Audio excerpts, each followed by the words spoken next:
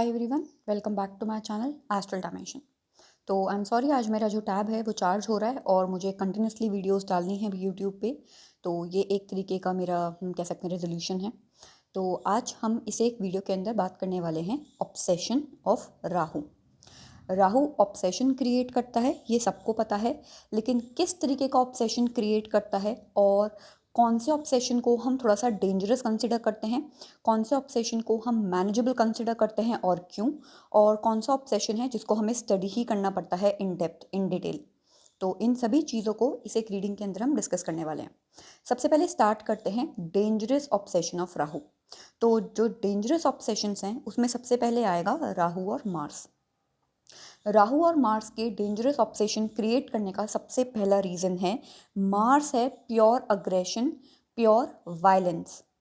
और जब ये राहु के साथ कंबाइन हो जाता है तो राहु ऑटोमेटिकली एक ऐसा प्लैनेट है, एक ऐसा ग्रह है, शैडो ग्रह है, जो चीज़ों को ब्लास्ट कर देता है। वो एक तरीके से इतनी ज़्यादा एनर्जी उस एक प्लैनेट के अंदर कन्वे कर देता है कि हमको सही और गलत देखने का मौका नहीं मिलता। और मार्स का वैसे भी काम बहुत ज़्यादा सोचने का नहीं होता है, मार्स का काम होता है एक्शन लेने का। और जब कोई प्लैनेट उसके अंदर इतनी एनर्जी डाल दे कि वो बिना सोचे समझे एक्शन ले, तो ये बहुत डेंजरस हो जाता है। तो राहु जब भी मार्स के साथ कंबाइन होता है तो ऑब्सेशन क्रिएट होता है एंगर के अंदर, गुस्से के अंदर। उस वक्त हम सही और गलत इन दोनों चीज़ों को भूल जाते हैं। तो यहाँ पे एक बहुत जो डेंजरस लेवल है वो इस एक पर्टिकुलर कॉम्बिनेशन का बहुत हाई रहता है। और एक और चीज़, यहाँ पे राहु ऑब्सेशन बॉडी के साथ क्रिएट कर सकता है। तो इंसान फिजिकल प्लेजर्स में काफ़ी ज़्यादा इंडल्ज हो सकता है। दूसरा, इंसान स्टेरॉइड्स, बॉडी बिल्डिंग के अंदर इतना ऑब्सेस हो सकता है कि वो सारी लिमिट्स क्रॉस कर दे और अपनी बॉडी को ही ख़राब कर ले, या अपनी बॉडी को इस लेवल पे इग्नोर करेंगे कि जानबूझ के वही चीज़ें कंज्यूम करें जो उनकी बॉडी के लिए ठीक नहीं है। तो यहाँ पे जो ऑब्सेशन है वो फिजिकल एनर्जीज का बहुत ज़्यादा है। और आप किसी और की बॉडी से भी बहुत ऑब्सेस्ड हो सकते हैं यहाँ पे, जो अगेन एक नेगेटिव ट्रेट है। इसके बाद आता है राहु और मून। ये क्यों है डेंजरस? मून तो इतना सॉफ्ट एंड सेंसिटिव ग्रह है क्योंकि मून हमारी इंटरनल थॉट प्रोसेस, माइंडसेट और इमोशन है। और जब किसी इंसान के इमोशन उसके कंट्रोल से बाहर हो जाए तो सिचुएशन बहुत ज़्यादा नेगेटिव हो जाती है। तो यहाँ पे राहु आपके माइंड को इतना ज़्यादा कैप्टिवेट कर देगा अपनी थॉट से, अपनी नेगेटिव थॉट से, स्पेशली नेगेटिव थॉट से, कि आप कोई डिसीजन सही तरीके से नहीं ले पाएंगे। क्योंकि यहाँ पे राहु का काम है कॉन्स्टेंटली आपके माइंड को कहना सोचते रहो। और यहाँ पे मोस्ट ऑफ द टाइम जो मेंटल डिसऑर्डर्स है वो क्रिएट होते हैं और डिप्रेशन, एंजाइटी क्रिएट होती है।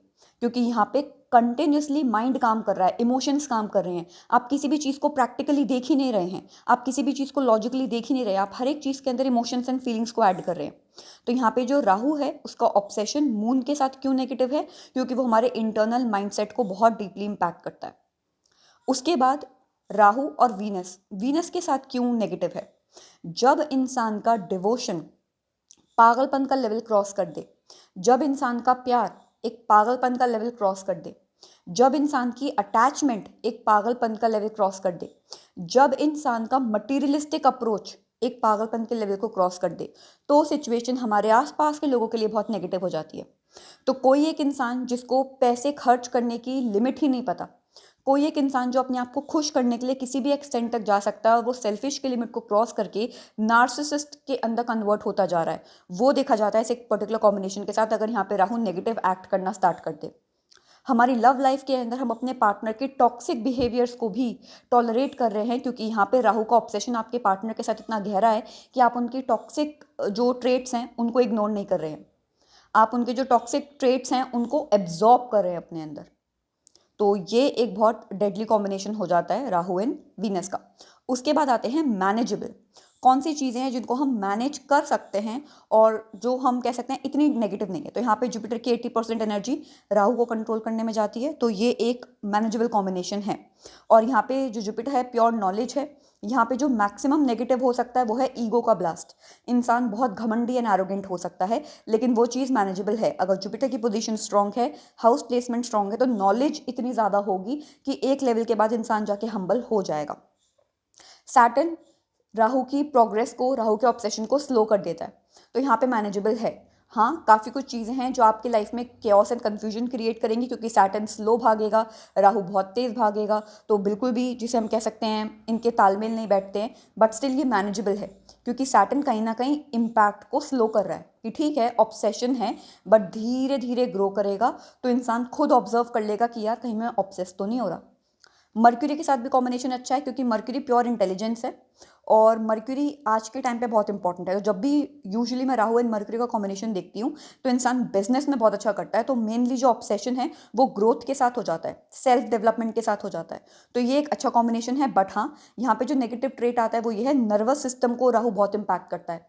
नर्वस सिस्टम से anxiety, depression, nervous system related disorders यहाँ परेशान करते हैं। ओसीडी परेशान कर सकती है, कम्युनिकेशन इश्यूज हो सकते हैं, इंसान का अपने कम्युनिकेशन के ऊपर कंट्रोल नहीं रहता है।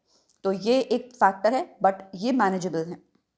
उसके बाद can't say anything without research, ये एक ऐसा कॉम्बिनेशन है जिसपे हम बिना रिसर्च के कुछ नहीं कह सकते। सन का कनेक्शन राहु के साथ एक बहुत वियर्ड कनेक्शन है। कभी कभी ये कनेक्शन बहुत स्ट्रॉन्ग पर्सनालिटी जनरेट करता है, और कभी कभी ये कनेक्शन इतनी ज़्यादा डम पर्सनालिटी क्रिएट करता है, और इतनी हम कह सकते हैं डरी हुई पर्सनालिटी क्रिएट करता है, क्योंकि एक्लिप्स हो जाता है।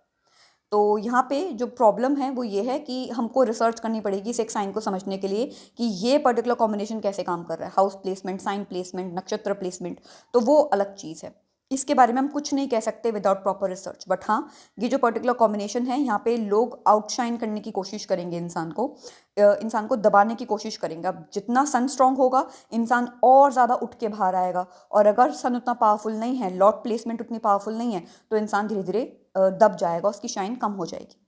तो ये चीज़ यहाँ क्रिएट होती है। तो ये एक छोटी सी वीडियो थी, इसको हम इन डेप्थ में भी स्टडी करेंगे। और अभी जितनी भी वीडियोस आ रही हैं, पहले तो सैटर्न का आएगा इन वाटर साइन, उसके बाद हम डिस्कस करेंगे जुपिटर की प्रोफेशनल ग्रोथ अलग अलग एलिमेंट्स के अंदर, फायर साइन में, अर्थ एलिमेंट में, वाटर साइन में, एयर साइन में। तो हम जो प्रोफेशनल सेक्टर है उसको इन डेप्थ में समझेंगे हर एक प्लैनेट के अकॉर्डिंग, ताकि आजकल जो लोगों को अपनी प्रोफेशनल लाइफ को सिलेक्ट करने में डिफिकल्टी आ रही है, हम उसे एक चीज़ को सॉल्व कर सकें एस्ट्रोलॉजिकली। तो अगर आपके कुछ और क्वेश्चंस हो, डाउट्स हो, तो आप कमेंट्स में लिख सकते हैं। Thank you.